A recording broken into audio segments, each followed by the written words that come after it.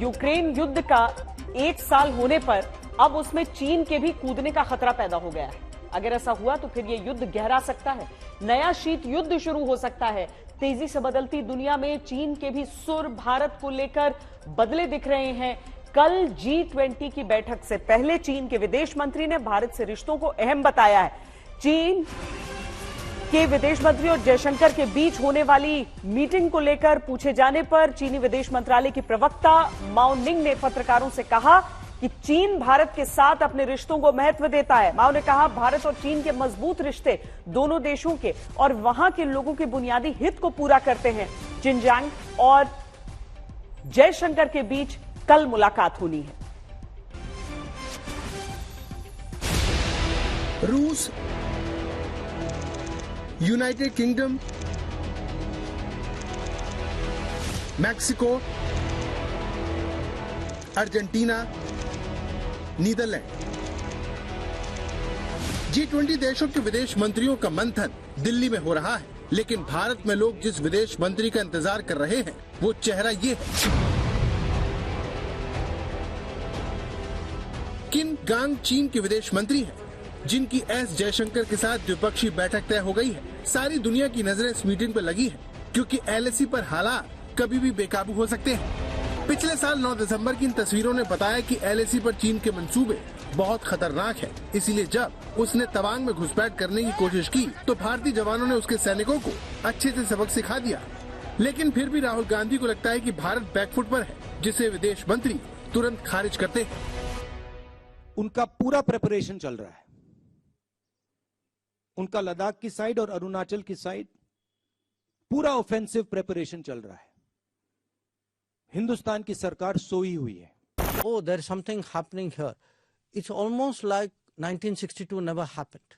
अगर आप उनका वेपन्स का पैटर्न देख लें, वो क्या कर रहे हैं वहां पे, वो युद्ध की तैयारी कर रहे हैं। I ask people, if we were being accommodative, who sent the Indian army to the LAC? Rahul Gandhi didn't send them. Narendra Modi sent them. China is an exception. And it is an exception. And please notice, I said China. CHINA. हमारी सरकार इस बात को छुपाती है और इस बात को शायद एक्सेप्ट नहीं कर पा रही है। Hello, why didn't you build that border infrastructure? I just look at the budget of the border infrastructure. During the Modi period, the budget has gone up 5 times. चीन को लेकर विदेश मंत्री और राहुल गांधी में आए दिन बहस होती रहती है। राहुल गांधी मोदी सरकार को चीन के सामने लाचार बताते हैं, कायर तक कहते हैं, तो विदेश मंत्री उन्हें 1962 की याद दिलाकर देश को शर्मनाक हार दिलाने के लिए कांग्रेस को दोष देते हैं। कुछ दिन पहले इंटरव्यू में एक मंत्री ने कहा कि चाइना की इकोनॉमी हिंदुस्तान की इकोनॉमी से बड़ी है, तो हम उनसे कैसे लड़ सकते हैं। चाइना की इकोनॉमी हिंदुस्तान की इकोनॉमी से बड़ी है, तो हम उनसे कैसे लड़ सकते हैं।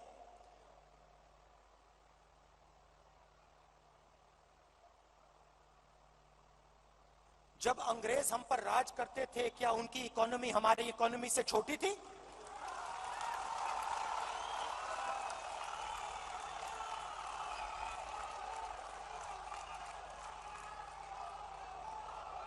लड़ाई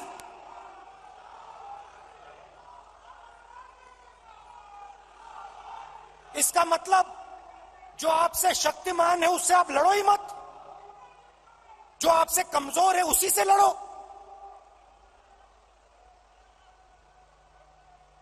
इसको कायरता कहा जाता है। You know, the focus should be on how do I improve their infrastructure? You know, how do I give them the right weapons? How do I make sure they can have the cold weather, clothing to last out there? Because I cannot have a repeat of 1962. दोनों के बीच नौबत निजी आरोपों तक आ चुकी है, जिसकी शुरुआत राहुल गांधी ने की और कहा कि चीन पर विदेश मंत्री की समझ उन्हें कम लगती है। उनकी बयानबाजी आती रहती है, मैं देखता हूं एक्सटर्नल अफेयर्स मिनिस्टर बोलते रहते हैं। कहना नहीं चाहिए, मगर शायद उनको थोड़ी अपनी समझ गहरी करनी चाहिए। All I can say in my defense is I have been the longest serving ambassador in China. Okay. But, you know, I mean, if he has superior knowledge, wisdom, I'm always, as I said, for me, life is a learning process. किम, गांग और जयशंकर के बीच मुलाकात के बाद सरकार और विपक्ष में बहस और तेज हो सकती है, क्योंकि चीन के विदेश मंत्री से किस मामले पर बातचीत होगी ये अभी तय नहीं है। चाइना की वार्ता को लेकर जैसे कि मैंने कहा कि ये अपेक्षित है कि विदेश मंत्री जी अपने जितने जो द्विपक्षीय अन्य मंत्रीगण हैं उनसे भेंट वार्ता करने की उनकी अपेक्षा है। उस भेंट वार्ता में मुद्दे क्या होंगे, किन विषयों पे चर्चा होगी, वो उस मीटिंग के बाद ही उपरांत ही आपके समक्ष लाया जाए तो ज्यादा उचित रहेगा। आखिर चीन की सीमा पर और एलएसी पर क्या हो रहा है, लाइन ऑफ एक्चुअल कंट्रोल पर जो जो गतिविधियां चीन की रही हैं उनसे हम संतुष्ट कैसे हो सकते हैं, और अगर उसके बारे में कोई बात है वो सरकार को जनता के सामने या विपक्ष के सामने रखनी चाहिए ताकि हम संतुष्ट हो सके कि हमारे साथ व्यवहार जो चाइना कर रहा है उस व्यवहार में हम कहीं कमजोर नहीं पड़े, हम कहीं पीछे नहीं हटे, हम कहीं किसी कमी का शिकार नहीं हुए। तो सवाल यह है कि अपनी बेबाकी के लिए मशहूर हो चुके भारतीय विदेश मंत्री क्या चीन के साथ भी सीधी बातचीत करेंगे? क्या वो एलएसी को लेकर चीन से खरी खरी बात करेंगे जिसके लिए वो जाने जाते हैं? You know, we have a difficult relationship with China. We're perfectly capable of managing it. बड़ी बात यह है कि पिछले साल से चीन लगातार नरमी के संकेत दे रहा है। पिछले साल मार्च में चीन के तत्कालीन विदेश मंत्री वांग यी भारत आए थे, जबकि उन्हें भारत आने का औपचारिक न्योता नहीं दिया गया।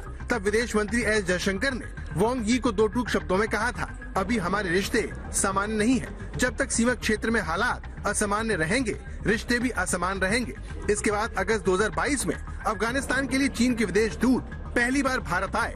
गलवान में खूनी झड़प के बाद ये दूसरा बड़ा द्विपक्षीय कार्यक्रम था। इसके बाद 3 साल बाद बीजिंग में 22 फरवरी को WMCC की बैठक हुई, जिसमें जल्द ही 18वीं सीनियर कमांडर्स की बैठक बुलाने पर सहमति बनी। इस साल चीन के राष्ट्रपति शी जिनपिंग 2 बार भारत आ सकते हैं, क्योंकि शंघाई सहयोग संगठन और G20 की बैठक भारत में होनी है। जानकारों को लगता है कि जिनपिंग भी इन अहम यात्राओं को देखते हुए तनाव कम करना चाहेंगे, इसीलिए शायद चीन की तरफ से रिश्ते सामान्य करने की पहल हो सकती है, लेकिन विपक्ष सरकार को कोई मौका नहीं देगा। Government can not keep quiet. जो बॉर्डर पे हुआ है सरकार को पूरे देश को बताना चाहिए, और जो भी एक्शन हमें लेना है हमें आज शुरू करना है। हमारे यहाँ कोई गलतफहमी थी कि अगर हम बॉर्डर को डेवलप नहीं करें तो कोई अंदर आ नहीं सके, तो एक किस्म से वो डिफेंसिव सोच थी।